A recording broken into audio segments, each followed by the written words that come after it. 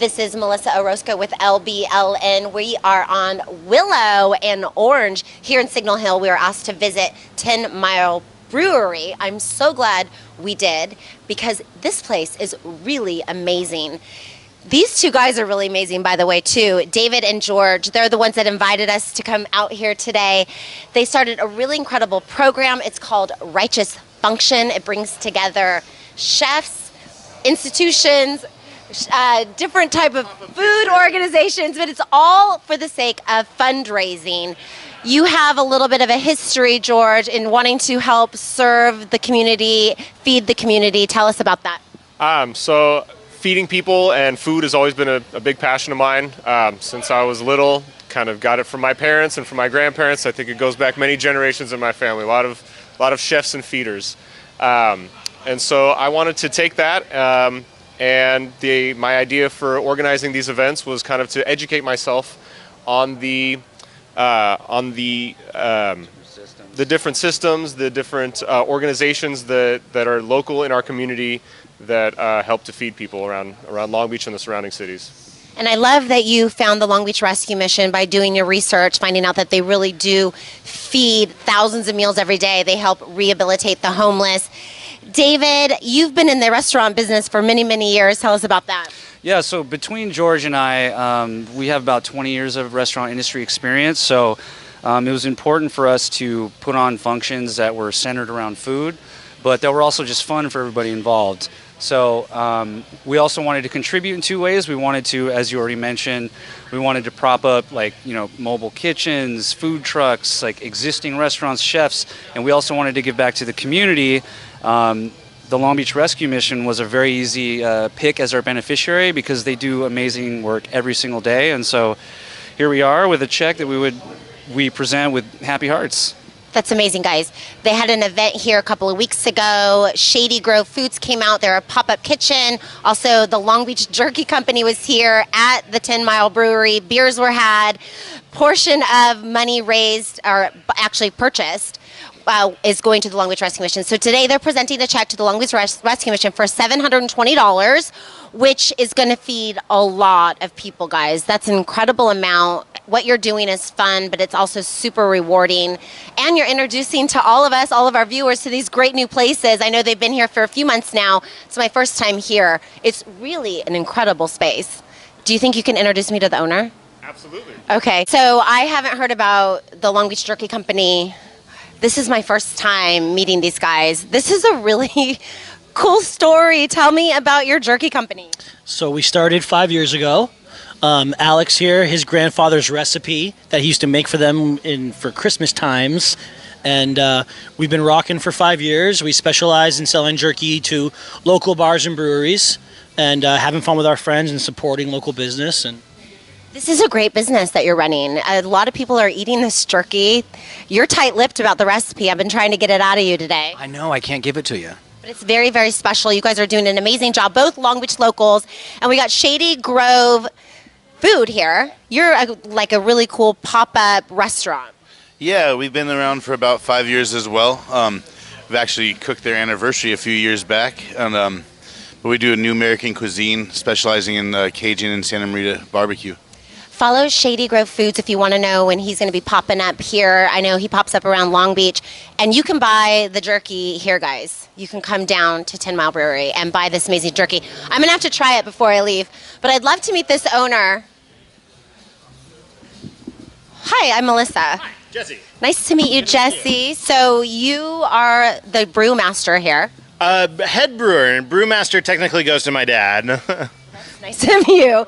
But you're both award winners in brewing beer. Yeah, so we have awards dating back to when we were home brewers, and then also now being on the commercial scale, we do have a couple now, which is, yeah, it's pretty exciting. If you want to taste some amazing award-winning beer, this is where it's at.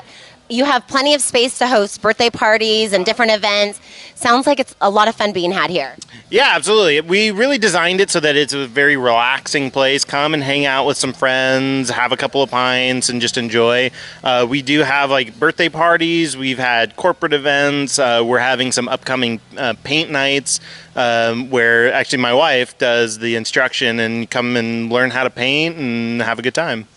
This is really great. This looks beautiful. The entire environment here is really from start to finish. I asked what they specialize in. He said variety. That means that they're good at everything. Must be a tough problem to have. We try to be good at everything, but yeah, there's so much good beer out there that we didn't want to be known as like the IPA brewery. So you can get a little bit of everything from German to Belgian to English, obviously American, barrel aged, yeah, and some also historical styles. So It's beautiful. What do we have here today? So on number one, we have our Segue to Munich. It's a Helles Munich style lager. This is one of the absolute most popular beers in Germany. It is the number one most popular beer in Germany during Oktoberfest. Very classic German lager. We also have what's kind of a new style. It's called the Brut IPA. It's actually a very champagne-like IPA, so there's a lot of big flavor and hoppiness, but it's not bitter. So it's kind of a really fun and super dry.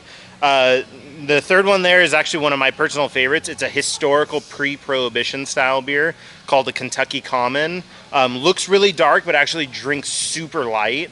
It's super weird, interesting, really fun style.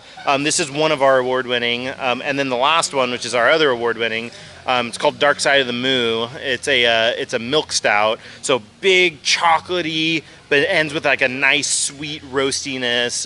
Yeah, it's a really fun beer. Is it by the rules you have to go from light to dark? I want to go backwards. I want to taste the award-winning first. Not necessarily. You don't. It's not usually about color. It's typically more about like flavor intensity. So like you wouldn't want to go from like a sour to a pale ale, or you want to go from like a barrel-aged Russian Imperial Stout to a blonde. See, they really know their stuff here. I guess we'll start with number one. Yeah, this is the German style. I laid it out for you. Yeah, this tastes like Oktoberfest. Crisp, that nice kind of lager, that German lager finish to it.